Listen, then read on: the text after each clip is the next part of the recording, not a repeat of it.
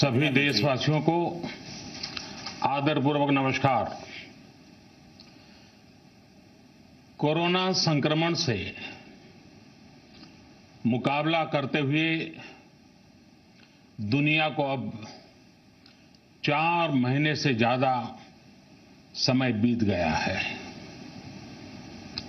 इस दौरान तमाम देशों के 42 लाख से ज्यादा लोग कोरोना से संक्रमित हुए हैं।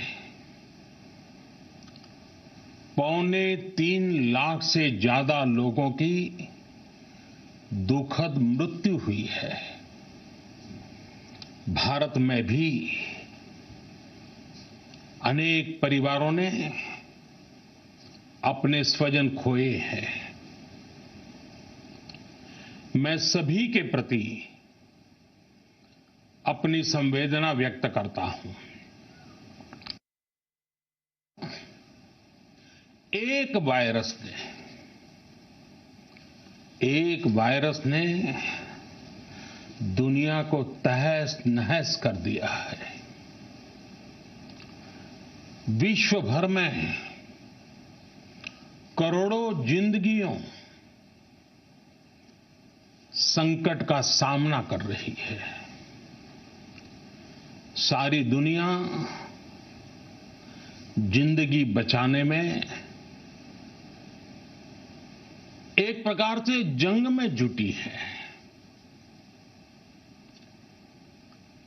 हमने ऐसा संकट न देखा है न ही सुना है। निश्चित तौर पर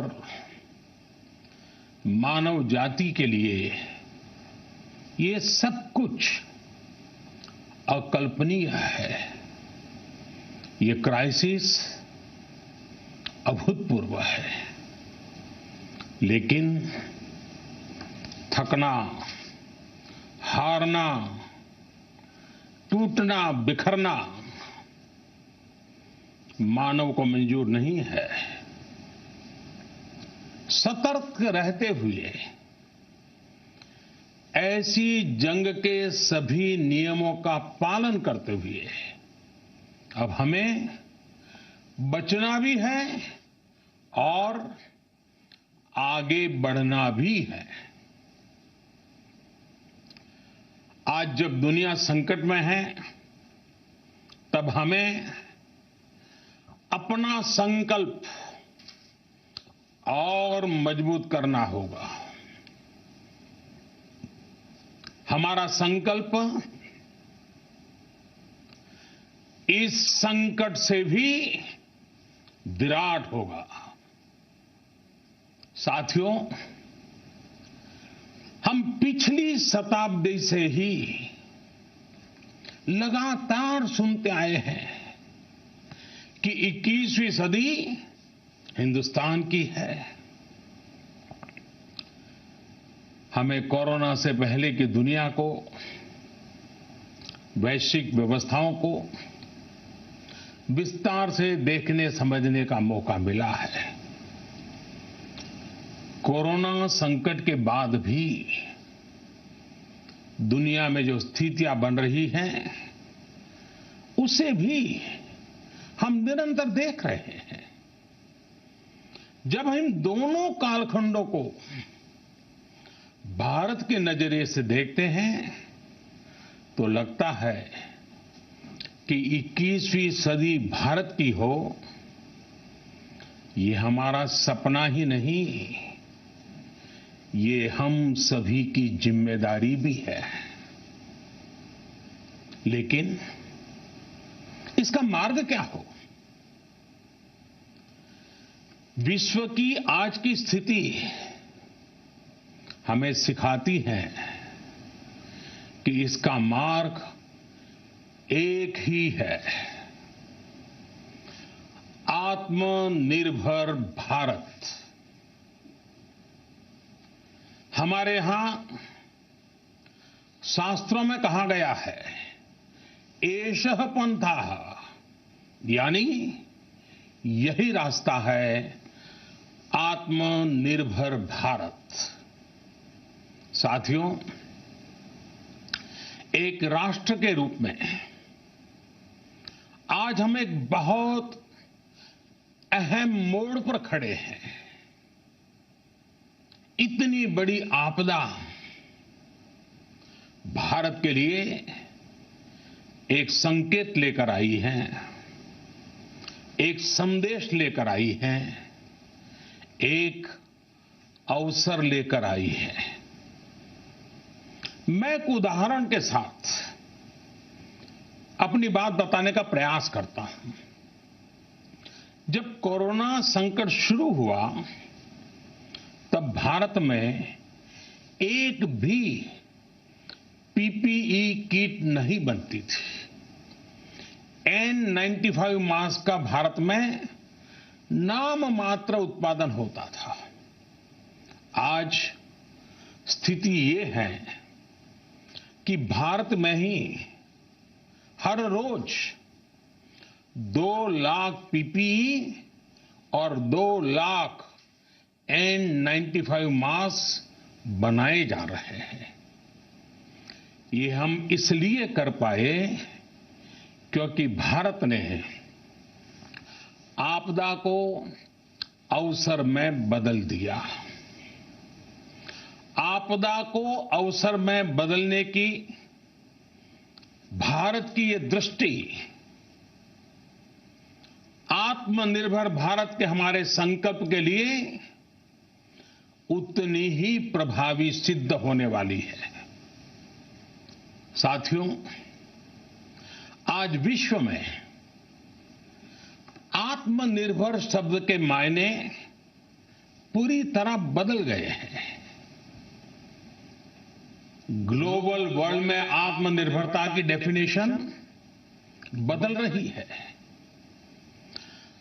अर्थ केंद्रित वैश्वीकरण बनाम मानव केंद्रित वैश्वीकरण की चर्चा आज जोरों पर है।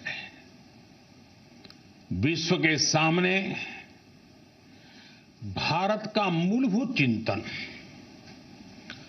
आशा की किरण नजर आता है। भारत की संस्कृति, भारत के संस्कार उस आत्मनिर्भरता की बात करते हैं जिसकी आत्मा वसुधैव कुटुंबकम है। विश्व एक परिवार। भारत जब आत्मनिर्भरता की बात करता है तो आत्म केंद्रित व्यवस्था की वकालत नहीं करता है। भारत की आत्मनिर्भरता में संसार के सुख, सहयोग और शांति की चिंता होती है। जो संस्कृति जय जगत में विश्वास रखती हो,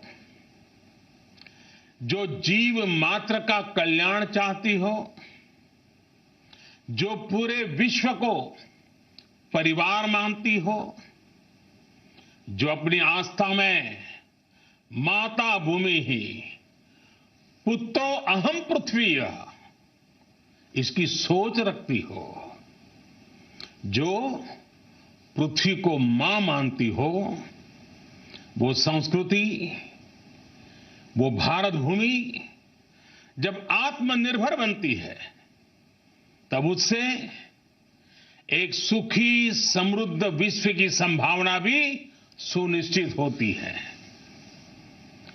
भारत की प्रगति में तो हमेशा विश्व की प्रगति समाहित रही है। भारत के लक्ष्यों का प्रभाव, भारत के कार्यों का प्रभाव विश्व कल्याण पर पड़ता ही है। जब भारत खुले में शौच से मुक्त होता है तो दुनिया की तस्वीर भी बदलती है। टीबी हो, कुपोषण हो, पोलियो हो, भारत के अभियानों का असर दुनिया पर पड़ता ही है।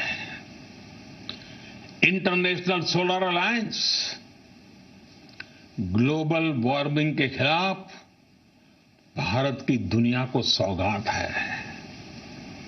इंटरनेशनल योगा दिवस की पहल मानव जीवन को तनाव से मुक्ति दिलाने के लिए भारत का उपहार है।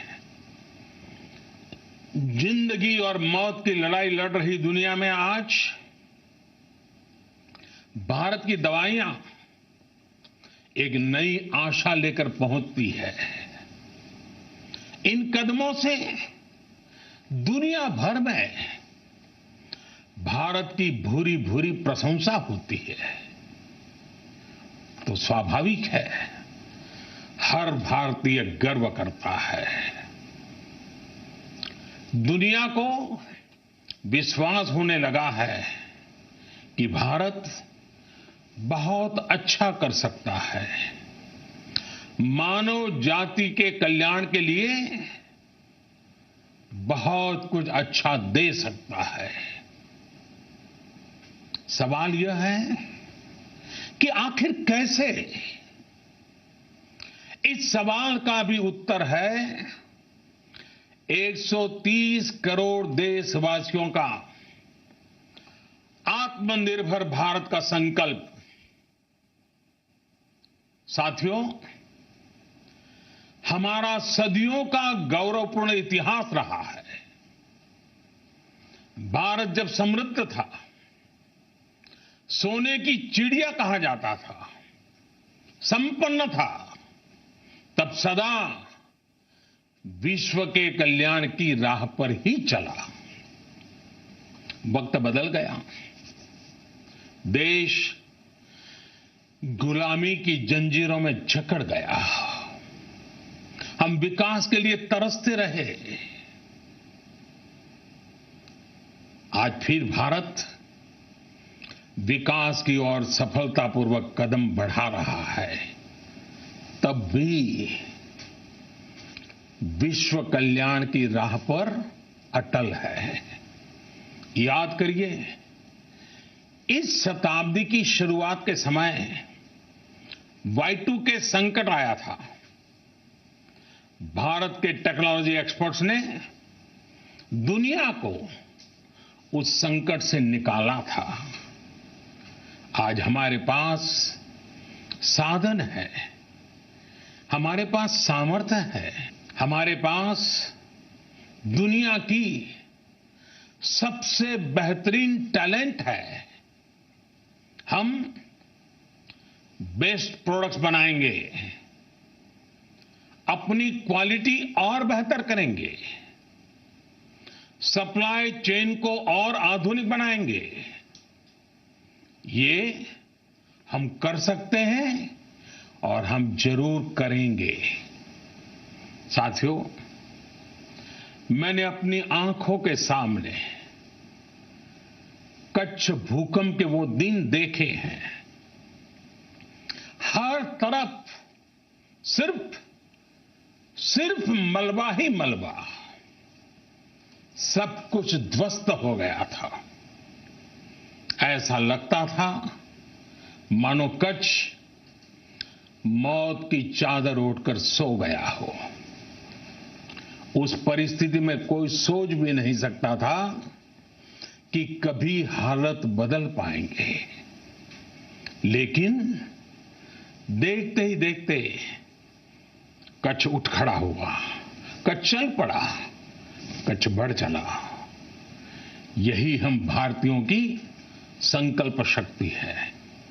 हम ठान लें तो कोई लक्ष्य असंभव नहीं, कोई राह मुश्किल नहीं।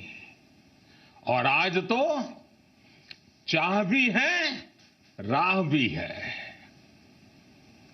ये है भारत को आत्मनिर्भर बनाना। भारत की संकल्प शक्ति ऐसी है कि भारत आत्मनिर्भर बन सकता है। साथियों, आत्मनिर्भर भारत की ये भव्य इमारत 5 पिलर्स पर खड़ी होगी। पहला पिलर इकोनॉमी। एक ऐसी इकोनॉमी जो इंक्रीमेंटल चेंज नहीं बल्कि क्वांटम जंप लाए। दूसरा पिलर इंफ्रास्ट्रक्चर। एक ऐसा इंफ्रास्ट्रक्चर जो आधुनिक भारत की पहचान बने। तीसरा पिलर हमारी सिस्टम। एक ऐसा सिस्टम जो बीती शताब्दी की रीति नीति नहीं बल्कि 21वीं सदी के सपनों को साकार करने वाली टेक्नोलॉजी ड्रिवन व्यवस्थाओं पर आधारित हो। चौथा पिलर हमारी डेमोग्राफी। दुनिया की सबसे बड़ी डेमोक्रेसी में हमारी वाइब्रेंट डेमोग्राफी हमारी ताकत है। आत्मनिर्भर भारत के लिए हमारी ऊर्जा का स्रोत है। पांचवा पिलर डिमांड। हमारी अर्थव्यवस्था में डिमांड और सप्लाई चेन का जो चक्र है, जो ताकत है, उसे पूरी क्षमता से इस्तेमाल किए जाने की जरूरत है। देश में डिमांड बढ़ाने के लिए, डिमांड को पूरा करने के लिए हमारी सप्लाई चेन के हर स्टेक होल्डर का सशक्त होना जरूरी है। हमारी सप्लाई चेन, हमारी आपूर्ति की उस व्यवस्था को हम मजबूत करेंगे जिसमें मेरे देश की मिट्टी की महक हो, हमारे मजदूरों के पसीने की खुशबू हो। साथियों, कोरोना संकट का सामना करते हुए नए संकल्प के साथ मैं आज एक विशेष आर्थिक पैकेज की घोषणा कर रहा हूं। ये आर्थिक पैकेज आत्मनिर्भर भारत अभियान, आत्मनिर्भर भारत अभियान की अहम कड़ी के तौर पर काम करेगा। साथियों, हाल में सरकार ने कोरोना संकट से जुड़ी जो आर्थिक घोषणाएं की थी, जो रिजर्व बैंक के फैसले थे और आज जिस आर्थिक पैकेज का ऐलान हो रहा है, उसे जोड़ दें तो ये करीब करीब 20 लाख करोड़ रुपए का है। 20 लाख करोड़ रुपए का है। ये पैकेज भारत की जीडीपी का करीब करीब 10% है। इन सबके जरिए देश के विभिन्न वर्गों को आर्थिक व्यवस्था की कड़ियों को 20 लाख करोड़ रुपए का संबल मिलेगा, सपोर्ट मिलेगा। 20 लाख करोड़ रुपए का एक पैकेज 2020 में देश की विकास यात्रा को 20 लाख 2020 में आत्मनिर्भर भारत अभियान को एक नई गति देगा। आत्मनिर्भर भारत के संकल्प को सिद्ध करने के लिए इस पैकेज में लैंड, लेबर, लिक्विडिटी और लॉज सभी पर बल दिया गया है। ये आर्थिक पैकेज हमारे कुटीर उद्योग, गृह उद्योग, हमारे लघु मंझोले उद्योग, हमारे एमएसएमई के लिए हैं, जो करोड़ों लोगों की आजीविका का साधन है, जो आत्मनिर्भर भारत के हमारे संकल्प का मजबूत आधार है। ये आर्थिक पैकेज देश के उस श्रमिक के लिए हैं, देश के उस किसान के लिए हैं, जो हर स्थिति, हर मौसम में देशवासियों के लिए दिन रात परिश्रम कर रहा है। ये आर्थिक पैकेज हमारे देश के मध्यम वर्ग के लिए है, जो ईमानदारी से टैक्स देता है, देश के विकास में अपना योगदान देता है। ये आर्थिक पैकेज भारतीय उद्योग जगत के लिए है, जो भारत के आर्थिक सामर्थ्य को बुलंदी देने के लिए संकल्पित है। कल से शुरू करके आने वाले कुछ दिनों तक वित्त मंत्री जी द्वारा आपको आत्मनिर्भर भारत अभियान से प्रेरित इस आर्थिक पैकेज की विस्तार से जानकारी दी जाएगी।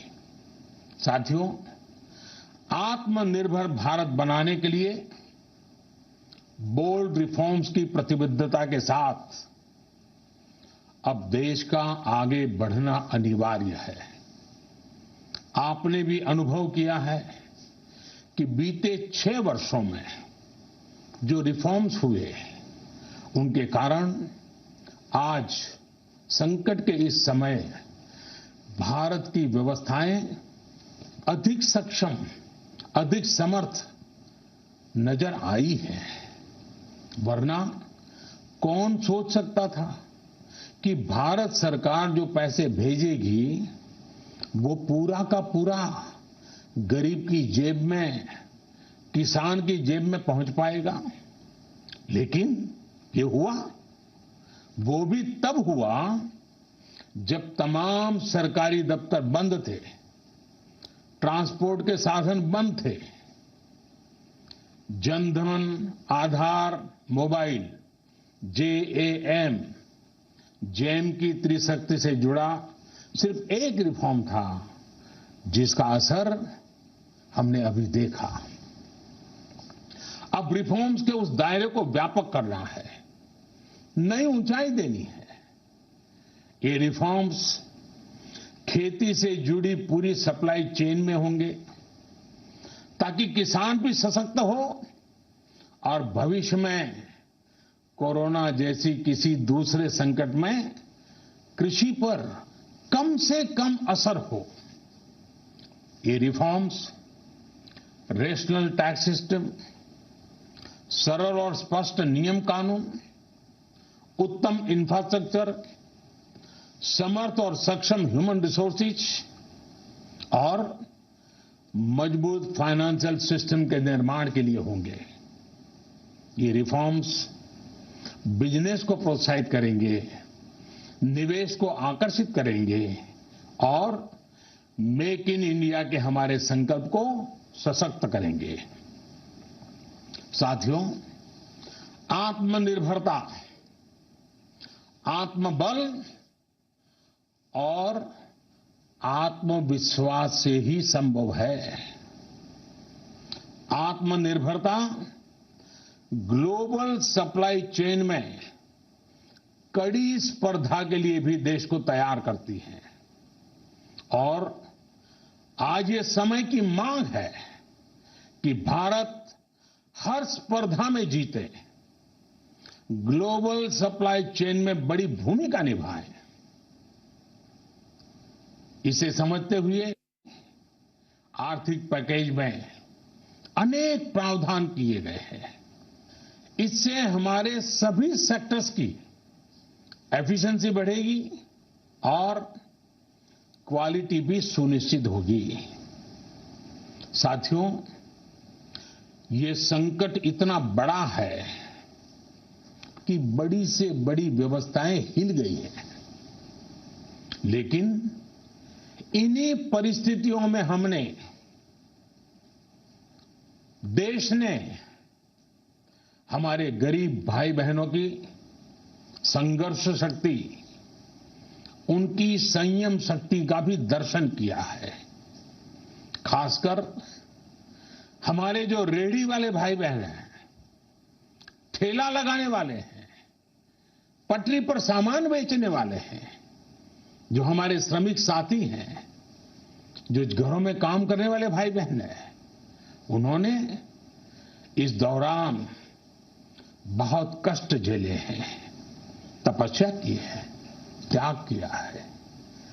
ऐसा कौन होगा जिसने उनकी अनुपस्थिति को महसूस नहीं किया?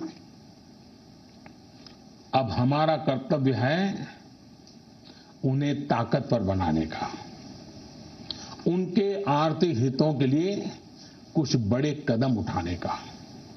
इसे ध्यान में रखते हुए गरीब हो, श्रमिक हो, प्रवासी मजदूर हो, पशुपालक हो, हमारे मछुआरे साथी हो, संगठित क्षेत्र से हो या असंगठित क्षेत्र से, हर तबके के लिए आर्थिक पैकेज में कुछ महत्वपूर्ण फैसलों का ऐलान किया जाएगा।